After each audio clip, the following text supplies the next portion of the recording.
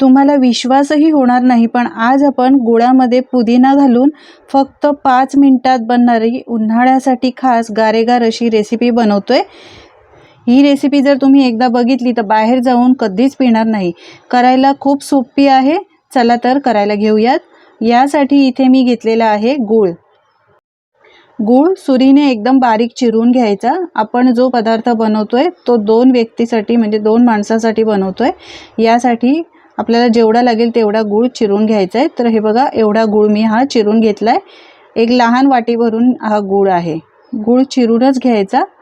मंडळी, तुम्हाला माझी जर रेसिपी आवडत असेल तर एक लाईक करायला अजिबात विसरू नका आणि तुम्ही कुठून ही रेसिपी पाहता हे सुद्धा मला कमेंट करून नक्की सांगा, म्हणजे मी तुमचे आभार मानू शकेन। हे पहा, गूळ चिरून घेतलेला आहे। 2 माणसासाठी हा गूळ इतका पुरेसा आहे। आता इथे मिक्सरचं भांडं घेतलं। या मिक्सरच्या भांड्यामध्ये चिरलेला गूळ घालायचा।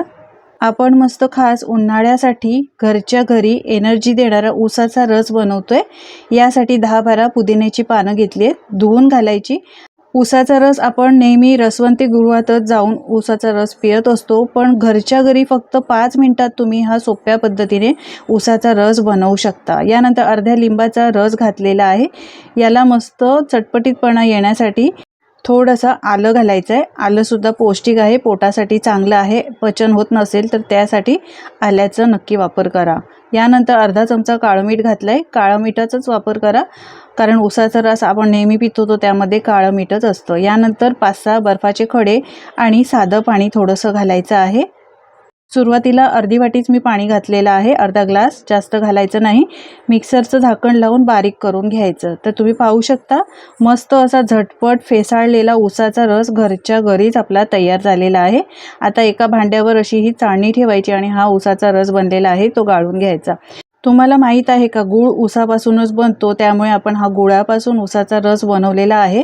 तर जसं आपण बाहेर पितो ना रसवंती गृहामध्ये, तसाच एकदम फ्लेवर येतो।